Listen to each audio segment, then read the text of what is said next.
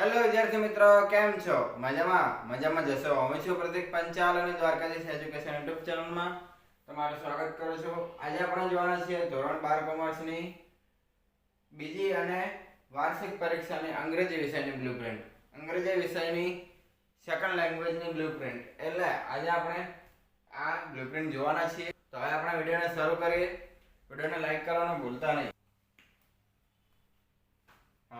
તો હવે આ સ્ક્રીન ઉપર તમને દેખાતું હશે દ્વારકાધીશ એજ્યુકેશન નું ધોરણ 12 કોમર્સનું ઇંગ્લિશ લેંગ્વેજ એટલે કે ઇંગ્લિશ વિષયનો બોર્ડ એક્ઝામનું મોડલ પેપર 2024 માર્ચ 2024 નું પેપર. પરીક્ષા તમારી 11 તારીખથી શરૂ થાય છે. લગભગ પહેલું પેપર એકાઉન્ટનું હશે, તો પણ આપણે તારીખ જોઈ લઈશું એકવાર. બરાબર. સમય તમને 3 કલાકનો મળશે અને ટોટલ 100 ગુણનું પેપર હશે.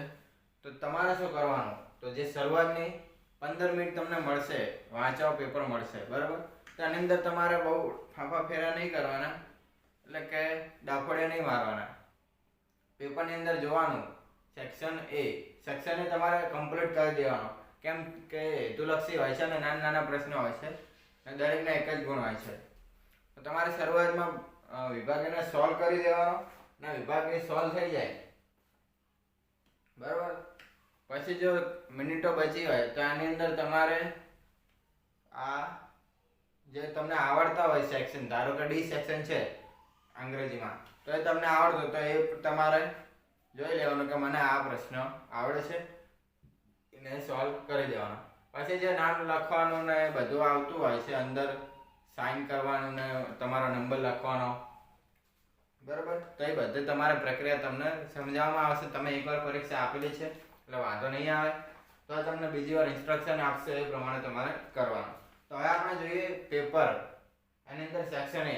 સેક્શન એમાં તમારે સૌથી પ્રથમ આવશે ટ્રુ ફોલ્સ. ટ્રુ ફોલ્સ તમને સ્ક્રીન ઉપર દેખાતા હશે. આ ટ્રુ ફોલ્સ તમને 4 ગુણમાં પૂછાશે, પ્રત્યેકનો 1 ગુણ હશે. આ ટ્રુ ફોલ્સ છે એ તમારે જે પાઠ હોય એની અંદરથી લેવામાં આવશે. તમારે લગભગ 10 પાઠ છે, તો 10 પાઠમાંથી ગમે ત્યાંથી ગોતીને આ 4 પ્રશ્નો લેવામાં આવશે, એટલે કે 4 ટ્રુ ફોલ્સ લેવામાં આવશે અને આની અંદર પેપરમાં તમને મૂકવામાં આવશે. પછી છે કે નિયરેસ્ટ મીનિંગ. તો નિયરેસ્ટ મીનિંગ પણ મેં કીધું એમ જ ચોપડીમાંથી જ લેવામાં આવે છે, ક્યાંય બહારથી લેવામાં નથી આવતા. તો તમારે એકવાર ચોપડી વાંચી જવાની અને એનું ભાષાંતર પણ વાંચી જવાનું. આની અંદર તમારે 3 પ્રશ્નો આપેલા હશે અને સામે 4 ઓપ્શન પણ આપેલા હશે, એમાંથી ગોતીને જ લખવાનું છે. એટલે આમ જોવા જઈએ તો રટ્ટો મારો એમ કહેવાય, કેમ કે તમને ઓપ્શન તો દરેકમાં મળે છે, સિવાય કે ટ્રુ ફોલ્સ. તેની અંદર ટ્રુ અને ફોલ્સ તો હોય છે, અને ઓલા જે પ્રશ્નો હોય છે એ બીજું એપ્લિકેશન એવું બધું હોય, જે સેક્શન એ તમારે જાતે લખવાનો થાય. એ આમાં પણ માહિતી થોડી આપેલી હોય, બરાબર. તો હવે આપણે આગળ જોઈએ. તો આની અંદર તમારે 3 પ્રશ્નો હશે, પ્રત્યેકના 1 ગુણ, એટલે 3 ગુણના ટોટલ પ્રશ્ન થયા. પછી છે કે આની અંદર આપેલા છે ફંક્શન. તો ફંક્શન તમારે 3 પૂછાશે અને તમને 4 ઓપ્શન ઉપર કૌંસમાં આપેલા હશે. તો એ પ્રમાણે તમારે સાચો ઓપ્શન ગોતીને દરેક પ્રશ્નમાં 1-1 લખવાનો. તો આ બધું તો તમને ખબર જ હશે. પછી રિસ્પોન્સ. તો રિસ્પોન્સમાં તમારે ડાયરેક્ટ જવાબ લખવાનો થશે. આપણે એકવાર એ પણ સમજાવી દઈશું કે અંગ્રેજીનું પેપર, અકાઉન્ટનું પેપર, ઇકોના પેપર, બીએના પેપર એ કઈ રીતે લખવાના, તો એ આપણે તમને સમજાવી દઈશું કે આ રીતે તમે પેપર લખો તો જોનાર શાંતિથી જોઈ શકે અને તમને જે સમય મળે છે એમાં તમને સારા એવા માર્ક આપી શકે, બરાબર. એવું નહીં કે તમે ભેગું લખ્યું, બધું લખ્યું, પરંતુ ભેગું લખ્યું તો પેપર જો જોનાર હોય એને મજા ના આવે કે ચલો ફટાફટ જવા દો, કાંઈ મહત્વના પોઈન્ટ છે કે નહીં, દેખાય તો બરાબર, ના દેખાય તો એમને ફટાફટ જવા દેતા હોય છે. એમાં ઘણા વિદ્યાર્થીઓ પછી પેપર ખોલાવવા પડે ને બધું કરવું પડે. તો તમારે વ્યવસ્થિત પેપર લખવાનું, અક્ષર થોડા મોટા રાખવાના અને સારા રાખવાના, અને અમુક જગ્યા છોડવાની, બધું ભેગું નહીં લખવાનું. પહેલાં મારે પણ એવું થતું હતું, પણ અમે સુધારી દીધું હતું જ્યારે હું ધોરણ 12માં આવ્યો ત્યારે, બરાબર. તો હવે આપણે જોઈએ રિસ્પોન્સ. તો રિસ્પોન્સની અંદર પણ તમને એમસીક્યુની રીતે જ છે. એની અંદર પહેલું વાક્ય આપેલું હોય અથવા બીજું વાક્ય ના આપ્યું હોય, અને અમુકમાં બીજું વાક્ય આપ્યું હોય અને પહેલું વાક્ય ના આપ્યું હોય, પરંતુ કૌંસમાં તમને ફંક્શન આપેલા હશે કે આ ફંક્શન પ્રમાણે તમારે વાક્ય લખવાનું. એની અંદર પણ અમુક વાર તમારે એવું થાય કે ફંક્શનના જે મેઇન શબ્દ હોય એ આપેલા હોય, પરંતુ અમુક જે સેટ થતું હોય કે ક્રિયાપદ છે કે મૂળ રૂપ છે, એવું બધું જે હોય એ પ્રમાણેનું હોય તો આની અંદરથી તમારે સાચો વિકલ્પ પસંદ કરવાનો, એ પ્રમાણે તમારે લખવાનો. આની અંદર તમારે 4 પ્રશ્નો હશે, પ્રત્યેકનો 1 ગુણ હશે. 3 અહીંયા આપેલા છે, ચોથો બીજા પેજ ઉપર છે. બરાબર, જોઈ લઈએ આપણે. હા, તો અહીંયા એક આપેલો છે. હવે આપણે આગળ જોઈએ તો કે the most appropriate question to get the underlined words and phrases. તો એ પણ 4 ગુણના હોય છે, પ્રત્યેકનો 1 ગુણ હશે. 4 પ્રશ્નો તમારે આપેલા હશે. તો આની અંદર તમારે શું કરવાનું? તો આની અંદર શબ્દ નીચે લીટી આપેલી હશે, અહીંયા પહેલામાં ટ્વાઇસ ને નીચે લાઈન આપેલી છે, તો એ પ્રમાણે તમારે ક્વેશ્ચન બનાવવાનો રહેશે. આની અંદર પણ એમસીક્યુ ની જેમ 4 વિકલ્પો આપેલા હશે અને સાચો વિકલ્પ પસંદ કરવાનો રહેશે. મૂળ પ્રશ્ન બનાવવાના છે જે તમે પહેલેથી શીખતા આવ્યા હશે. બરાબર, તો આની અંદર બહુ વધારે સમજાવવાની જરૂર પડશે નહીં. પછી આગળ આપણે જોઈએ તો કે સેક્શન બી. સેક્શન બી, તો એ સેક્શન બી માં તમારે 12 ગુણ ના ક્વેશ્ચન અને આન્સર હશે. ટોટલ તમારે 6 ફકરા આપેલા હશે. 6 ફકરામાંથી પ્રત્યેકના બે પ્રશ્નો આપેલા હશે, પ્રત્યેકનો એક આન્સર લખવાનો રહેશે. એટલે કે ફકરામાંથી જ શોધીને તમારે લખવાનું રહેશે ગ્રામરનો ઉપયોગ કરીને. કેમ કે અમુક વિદ્યાર્થીઓ પ્રશ્નો આપેલા હોય એને મળતો શબ્દ લે અને પછી બેઠો ફકરો ઉતારી દે, પણ તમારે એને કરવાનું, સમજવાનું અને એ પ્રમાણે લખવાનું, તો તમને માર્ક મળે કે માર્ક કપાય નહીં. અને અંગ્રેજીનું પેપર તો એવું છે, જો તમને આવડતું હોય ને તો પૂરેપૂરા માર્ક આપી દે.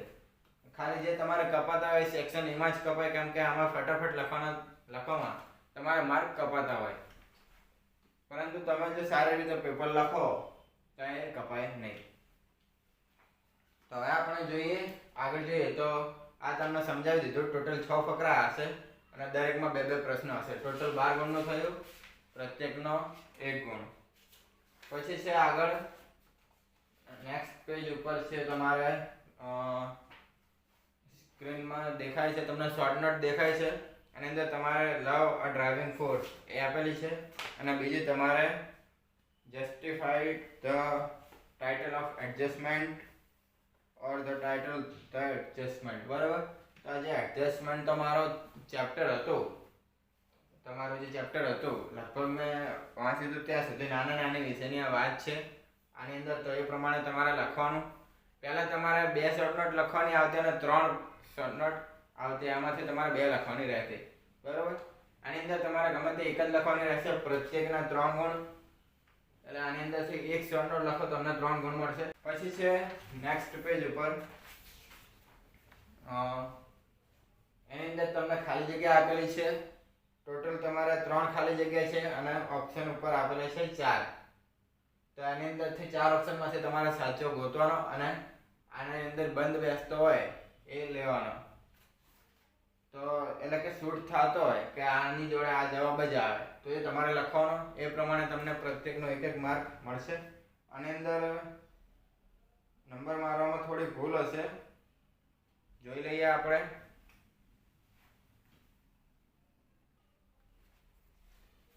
હા, તો આની અંદર નંબરમાં ભૂલ જ છે. બરાબર, તો એ તમારે ધ્યાનમાં લેવાનું નહીં, તમારે જે આવતું હોય એ પ્રમાણે લખતું જવાનું. આગળ જે આપણે શોર્ટ નોટ હતી આની અંદર અથવામાં હતી, તો પણ એની અંદર 31 પછી 32 નંબર મારી દીધો હતો અને પછી આન્સર આપ્યો. તો એની અંદર પણ આગળ પણ ભૂલ આવે જ છે એ રીતે નંબરમાં પણ, એટલે તમારે ટેન્શન નહીં લેવાનું. તો હવે આપણે જોઈએ તો કે સેક્શન સી. સેક્શન સીમાં તમારે આગળનું જે હતું એ ચોપડીનું હતું. આની અંદર તમારે 12ના ફકરા ને એવું આવશે. તો 12નો ફકરો આપેલો છે, ત્યાંથી તમારે મીન્સ એક ફકરો આપ્યો હશે તેની અંદરથી તમારે જવાબ ગોતીને લખવાનો રહેશે. આની અંદર 3 પ્રશ્ન હશે અને દરેક પ્રશ્નનો 1 ગુણ હશે, એટલે 3 ગુણનો આ પ્રશ્ન થયો. મેઇન પ્રશ્ન 3 ગુણનો થયો. પછી આગળ જોઈએ તો કે ફોલોઈંગ પેસેજ. આની અંદર પણ અહીં જેમ જ છે, 12નો ફકરો આપેલો હશે. આની અંદરથી તમારે પ્રશ્નો લખવાના રહેશે. એટલે કે તમારે 2 ફકરા આપેલા હશે, આ 3 ગુણવાળો ને નીચે 2 ગુણવાળો, એટલે રીતે તમારે 5 ગુણવાળો થતો હોય છે. પરંતુ તમારે ધ્યાન એ રાખવાનું કે આજે 3 અને 2 મૂકી છે, આના બદલે 5 જ હશે, બરોબર. અને પહેલામાં 3 પ્રશ્નો હશે અને બીજામાં 2 પ્રશ્નો હશે, એ રીતે તમારે 5 ગુણના પ્રશ્ન થાય. પછી તમને એક ફકરો આપેલો હશે શીર્ષક વગરનો, તો એની અંદર તમારે શું કરવાનું, તો કે તમારે સંક્ષેપીકરણ આવતું હતું, જેને અંગ્રેજીમાં સમરી કહે છે, તો એ તમારે લખવાનું. તો આની અંદર તમારે એ કરવાનું થાય કે પહેલાં તો વાંચી લેવાનો 1 થી 2 વાર કે 3 વાર, અને તમને સમજાય એ પ્રમાણે લખવાનું. લગભગ 5 થી 6 લાઈન લખવાની, અને એની અંદર બધું સમાઈ જવું જોઈએ એ રીતે તમારે લખવાની. અને મેઇન કે ટાઇટલ મૂકવાનું, ટાઇટલનો 1 માર્ક હોય છે, અને બીજા જે તમારે લખ્યા હોય એની અંદર જો તમે ભૂલ કરો તો એની અંદર તમારા માર્ક કપાતા હોય છે, અને આને તમને રોકડા 5 માર્ક મળતા હોય છે. તો આ રોકડા 5 માર્ક તમારે ગુમાવાય નહીં, તો એ તમારે પ્રોપર જોઈ લેવાનું. જો તમને ના આવડતું હોય તો તમારા સ્કૂલના ટીચરને પણ તમે કહી શકો છો, એ તમને શીખવાડશે.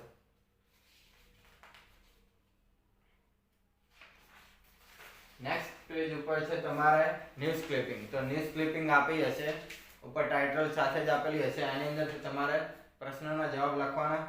ટોટલ તમારે 5 પ્રશ્નો હશે અને પ્રત્યેકનો 1 ગુણ હશે. એટલે આની અંદર તમારે થોડા માર્ક કપાય પણ ટેન્શન નહીં લેવાનું. તમારે 100માંથી 100 આવે તો વાંધો નહીં, પણ તમારે 80 થી 90 ની વચ્ચે આવે કે 90 થી વધારે એવો ટાર્ગેટ રાખવાનો. આપણા માર્ક 80 થી નીચે ના જવા જોઈએ, એનું ધ્યાન રાખવાનું. બાકી તો તમે હોશિયાર વિદ્યાર્થીઓ છો, મને ખબર છે. ખાલી તમારે જ્યારે રિઝલ્ટ આવે ત્યારે કોમેન્ટ કરજો કે સર કે અમારા આટલા માર્ક્સ આવે, આટલા ટકા આવે, તો અમને આનંદ થશે કે અમારા વિદ્યાર્થીઓ આગળ વધ્યા છે. પછી આગળ જોઈએ તો કે સ્ટાન્જા ઉપરથી ક્વેશ્ચન આન્સર. તો સ્ટાન્જા તમારે ચોપડીને જ હશે, એની અંદર તમારે 2 સ્ટાન્જા હશે, એની અંદર તમારે બંનેમાં 3 પ્રશ્નો હશે. એટલે આ પ્રશ્ન જે મેઇન પ્રશ્ન છે સ્ટાન્જા, એ 6 ગુણનો થયો. પ્રત્યેકનો 1 ગુણ રહેશે. પહેલાના 3નો 1 અને બીજાના 3નો 1 એટલે 6 ગુણનો આ થયો પ્રશ્ન. પછી છે કે સેક્શન ડી. તો સેક્શન ડી માં તમારે મેઇન વિભાગ આવે તમારો ગ્રામરનો વિભાગ. આની અંદર તમે રોકડા માર્ક ખેંચી શકો. તો આની અંદર ડુ અસ ડાયરેક્ટેડ. તો ડુ અસ ડાયરેક્ટેડમાં શું કરવાનું, તો નીચે સ્ટાર્ટ લાઈક ધીસ માં આપેલું હશે તમને એક્ઝામ્પલ તરીકે. તો આની અંદર આપી છે કે Bhakti saw an accident at the cross road, એ રીતે આપેલું છે વાક્ય. અને પછી નીચે આપેલું છે એન એક્સિડન્ટ વોઝ સીન. તો આ તમારે જ્યાં સુધી હું જાણું છું ત્યાં સુધી એક્ટિવ પેસિવનું છે. તો આ પહેલું વાક્ય એક્ટિવમાં આપ્યું, આનું પેસિવમાં કરવાનું. પછી જે બીજું વાક્ય આપેલું છે નેશનલ પાર્ક. નેશનલ પાર્ક હેડ ડિફાઇન્ડ બાઉન્ડ્રી. તો આની અંદર તમારે કાળ પરિવર્તન આવશે. તો આની અંદર તમારે શું કરવાનું, તો બોર્ડની પરીક્ષામાં ઊંધું થાય કે પહેલાં તમારે કાળ પરિવર્તન આવે અને પછી પેસિવ આવે, અથવા તો પહેલાં પેસિવ આવે અને પછી કાળ પરિવર્તન આવે. તો આની અંદર ઊંઝાવાનું નહીં, એની અંદર આડું થતું રહે છે, પણ એની અંદર જ આ બંને પૂછાતા હોય છે. અલ્ટરનેટ થાય પરંતુ પૂછાય છે બંને. એક કાળ પરિવર્તનનો હોય છે અને એક એક્ટિવ પેસિવનો હોય છે. એના પછી નેક્સ્ટ પેજ ઉપર છે, નેક્સ્ટ પેજ ઉપર તમારે ઇનડાયરેક્ટ સ્પીચ આપેલી છે, તમારા સ્ક્રીન ઉપર જોઈ રહ્યા હશો, રાજીવ અને ધ્યેય વચ્ચે. તો આની અંદર તમારે રોકડા 3 માર્ક છે. આગળના પ્રશ્નમાં તમારે 4 માર્ક હતા, પ્રત્યેકના 2 ગુણ હતા. આની અંદર તમારે પ્રત્યેક એટલે મીન્સ આની અંદર તો લાઈન આપેલી છે, તમારે ટોટલ 3 ગુણ થશે આના. એક્ટિવ પેસિવ થોડું મારું કાચું છે, પરંતુ તમને જે સરે પેપર બનાવ્યું એ જ સરે તમારું સોલ્યુશન પણ બનાવ્યું હતું. તો જો તમારે સોલ્યુશન જોતું હોય ને તો નીચે ડિસ્ક્રિપ્શનમાં આપેલું જ છે. ખાલી તમારે કોમેન્ટ કરવાની કે સાહેબ અમારે જોતું છે, તો અમે તરત તમને પાસવર્ડ આપી દઈશું, અને એ પ્રમાણે તમારે પાસવર્ડ ખોલીને ડાઉનલોડ કરી દેવાની. બરાબર. તો હવે આગળ વધીએ. તો એની અંદર આપેલું છે complete the sentences using the function gives in the brackets. તો પહેલા તમારે શું હતું, તો કે આ CTS કહેવાય મૂળ. તો આની અંદર તમારે અધૂરું વાક્ય આપેલું હોય અને પછી કૌંસમાં આપેલું હોય કે આ ફંક્શનનો ઉપયોગ કરીને જવાબ લખો. પણ હવે જે સરકારે બદલ્યો, ફેરફાર કર્યો, તો આની અંદર કર્યું છે કે આખું વાક્ય આપેલું હોય, અધૂરું વાક્ય આપેલું હોય, ફંક્શન પણ આપેલું હોય, પણ સાથે પ્રશ્ન પણ ઓપ્શન પણ આપેલા હોય. પહેલાં તમે જાતે લખતા હતા તો આની અંદર વાંધો નહોતો, પરંતુ આની અંદર એવો ઓપ્શન આવશે કે તમે જ ખુદ કન્ફ્યુઝ થઈ જશો કે કયો આન્સર હશે. આમ નાની નાની ભૂલો હશે, એક સાચો હોય એક ખોટો હોય અને અમુક બંને જેવા લાગતા હોય એક જેવા લાગતા હોય એવા પણ ઓપ્શન હશે. પણ આની અંદર તમારે જોઈ લેવાનું, તમને સ્કૂલના સાહેબ કે ટ્યુશનના સાહેબ શીખવાડતા જ હશે, બરાબર. તો આના પ્રત્યેકના એક એક ગુણ રહેશે, કુલ 5 ગુણનો આ થાય, એટલે કે 5 પ્રશ્નો હશે. એના પછી છે તમારે combine the following sentences and making a meaningful sentence. તો આની અંદર તમારે 3 ગુણનો હશે. એની અંદરથી જે આ પ્રશ્ન લાઈનો આપેલી છે, 3 લાઈનો કે 4 લાઈનો હોય, તો એને જોઈન્ટ કરીને એક વાક્ય લખવાનું રહેશે. એનો 3 ગુણ હોય. આને લગભગ કહેવાય છે સિન્થેસિસ. તો એ તમારા સ્કૂલ કે ટ્યુશનમાંથી જો ન શીખવાડ્યું તો પણ સર કે ટીચરને કહી દેવાનું કે અમને શીખવાડો, કેમ કે આના 3 માર્ક જતા ના કરાય, આ રોકડા માર્ક આપે એવું છે. એના પછી છે કે કરેક્ટિંગ ધ એરર. તો આની અંદર તમારે 4 એરર આપેલી હશે અને કૌંસમાં આપેલું હશે, 3 ઓપ્શન આપેલા હશે કૌંસમાં, એમાંથી એક ગોતીને લખવાનો. તો આપણને રોકડા માર્ક અપાવો એવો છે અને તમને ખબર પડી જાય કે કઈ એરર છે અને કઈ સાચું છે, બરાબર. તો હવે આગળ જોઈએ. સેક્શન ડી પૂરો થયો. સેક્શન ડી પૂરો થયો. હવે આપણે આયા સેક્શન ઈ. આની અંદર તો તમારે જેમ પહેલા તો એ પ્રમાણે જ કે પહેલા ચાર્ટ આપેલો હશે કે ટેબલ આપેલું હશે એ પ્રમાણે લખવાનું, પ્રત્યેકના 5 ગુણ. પછી આગળ છે કે પેરેગ્રાફ લખવાનો, એટલે તમારે એસે લખવાનો. તો એની અંદર તમને 3 ઓપ્શન આપેલા હોય કે આ 3 ઓપ્શનમાંથી ગમે તે એક પ્રકારનો એસે લખો, પ્રત્યેકના 8 ગુણ. તો એ તો તમને ખબર જ હશે, તમે નાનપણથી લખતા આવો છો એટલે. પછી આની અંદર તમારે સ્પીચ લખવાની હોય કાં તો આ એપ્લિકેશન લખવાની આવે. તો હું તો કહું ત્યાં સુધી તમારે એપ્લિકેશન જ લખવાની, એ બેઠી મોઢે કરી દેવાની અને લખીને જવાનું. હવે આગળ જોઈએ આપણે તો કે સ્પીચ. સ્પીચ તો મેં તમને કીધું કે આની અથવામાં તમે લખી શકો, પણ જ્યાં સુધી તમને એપ્લિકેશન આવડતી હોય અમે સમજાવીએ એ પ્રમાણે એક આપણે એપ્લિકેશનનો વિડીયો મૂકી દઈશું, એટલે તમે ખાસ સમજી જાઓ, બરાબર, પ્રોપર રીતે સમજી જાઓ. પછી આપણે છે રાઇટ અ બિલો ઇન્સ્ટ્રક્શન. તો આની અંદર તમારે આપ્યું હશે એક રિપોર્ટર છે અને એકમાં તમારે ઈમેલ લખવાનો રહેશે. તો આની અંદર પણ તમારે ઈમેલ જ લખવાનો. હું સલાહ આપું ત્યાં સુધી તમે ઈમેલ લખો તો સારી રીતે માર્ક કેચઅપ કરી શકો છો. આની અંદર પણ 5 ગુણનો હોય છે.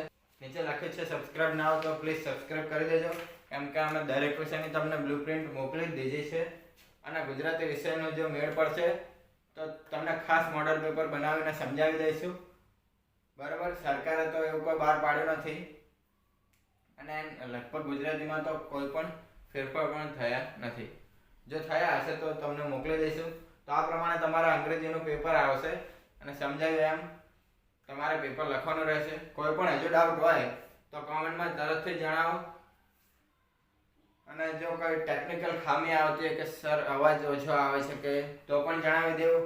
અમે તમારા ખુદના સર છીએ, તમારા મિત્ર છીએ. તો કોઈ પણ પ્રશ્ન ઉદ્ભવતો હોય કે હોય તો તમારે જણાવી દેવાનું. અમારી ટીમ તમારી સાથે જ છે અને હું ખાસ પ્રતિક પંચાલ તમારી સાથે જ છું. તો તમારો વિડીયો જોવા બદલ આભાર. મળી આવતા વિડીયોમાં, ત્યાં સુધી take care and best of luck. અને તૈયારી શરૂ કરી દેજો અને અમે પણ મદદ કરતા રહેશું. તો તમારો વિડીયો જોવા બદલ આભાર. મળી આવતા વિડીયોમાં, ત્યાં સુધી ટેક કેર. જય હિન્દ.